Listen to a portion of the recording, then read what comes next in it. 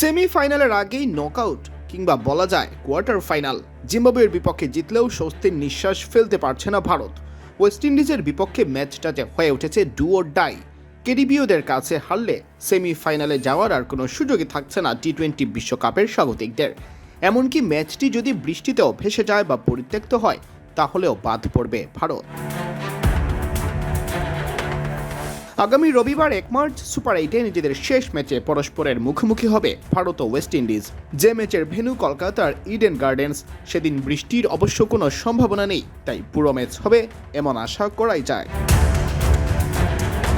Point টেবিলে West ইন্ডিজকে টপকাতে হলে ভারতকে জিম্বাবুয়ের বিপক্ষে জিততে হতো 148 রানেরও বেশি রানের ব্যবধানে।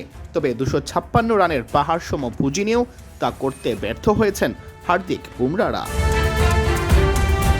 তারপরেও প্রকৃতির খেয়ালের উপর তো কারো নিয়ন্ত্রণ নেই, অথবা অন্য কোনো কারণেও যদি ফলাফল না আসে তাহলে ওয়েস্ট ইন্ডিজ উঠে যাবে সেমিফাইনালে, বাদ পড়বে ভারত। অস্ট্রেলিয়া ও শ্রীলঙ্কাকে হারিয়ে গ্রুপ চ্যাম্পিয়ন হয়ে শেষ 8-এ এলেও সুপার 8-এ টানা 2 ম্যাচ হেরে জিম্বাবুয়ে ইতোমধ্যে টুর্নামেন্ট থেকে ছিটকে গেছে। অন্যদিকে 2 বিশাল জয়ে দক্ষিণ আফ্রিকাও নিশ্চিত করেছে সেমিফাইনাল।